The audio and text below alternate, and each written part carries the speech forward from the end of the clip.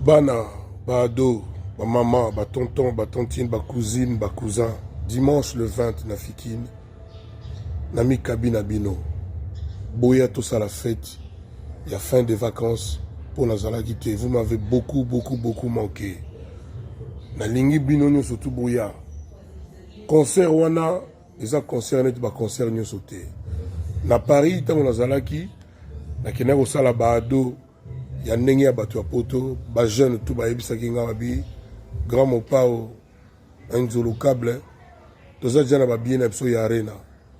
To lingi biso pe, to yoka ilengi oyo ba parents na biso ba yaya ba yoka, tango ba yoka yozo yema ba aspirine, ba diva, ba ngobila, ba SOS, et que sais-je encore, ba papa plus, ba papa, bonheur, etc. Yango na dimanche boya boyoka. Boyoka pe, numéro 1. Il y a ma chanteuse, il y a Congo pays Afrique, la plus belle voix. Na otanga kombote, mona muta lokaye. Boyoka epe, ako kote la bino na mitema. Concert on les a concert pas comme les autres, on a sens nini. Na kokabola avec ba partenaire nanga bazo sponsorisé, na boyi ko senga bango mbongo pour la somba boye na sala boye. Na senga ki bango 5000 masques. On a kabola bino gratuitement pour la sécurité parce que tous en a période sanitaire un peu compliquée. Tous à la sousuna 60 sauts katini ya bamayo basukola kama boko partout et pas toko beta na esplanade ya Fikine dimanche le 20. Vous m'êtes précieux pour nanga boza essentiel. Yango na koka kite ko yaka ka ko beta sans qu'on me préoccuper la sécurité ya bino bana na ngai.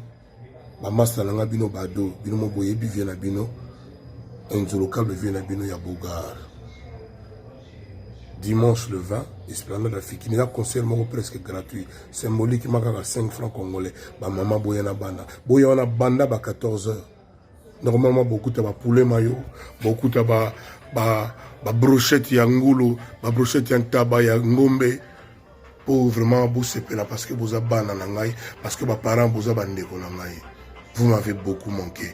Nanina mona bolingo, penalina laksabino bolingo, pe respect na zana pour na bino. Vous comprenez pour la nini.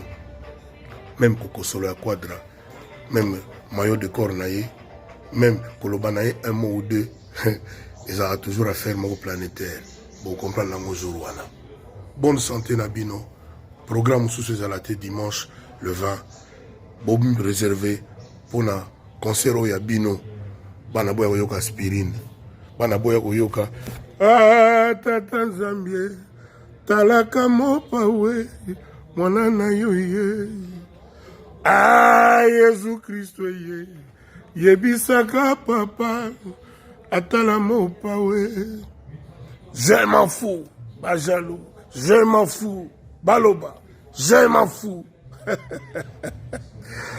Kozala mopa we. Za pasi. Mais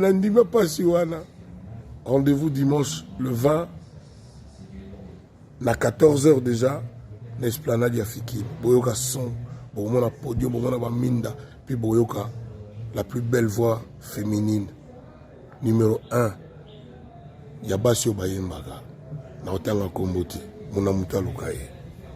Bana bavimba bado petit nemba bado les amis de muscu bado bana ya gym bado papa rapa les papas des enfants l'ami des ados ngai boss ya mboka le dimanche l'esplanade à Fikine 5000 francs pour les poulet mayo pour les taba na ba ngulu ya kotumba avec kuanga makema pipi batia mungu boss ya mboka ou le mal dominant bana ba yoka kate bado bana ba vima bado. Venez, on va s'enjailler, on va se faire des produits de ados. Les amis du muscu, Bado, Banaya Gym, Bado, Banaya Fashion, Bado, boss, vous êtes là.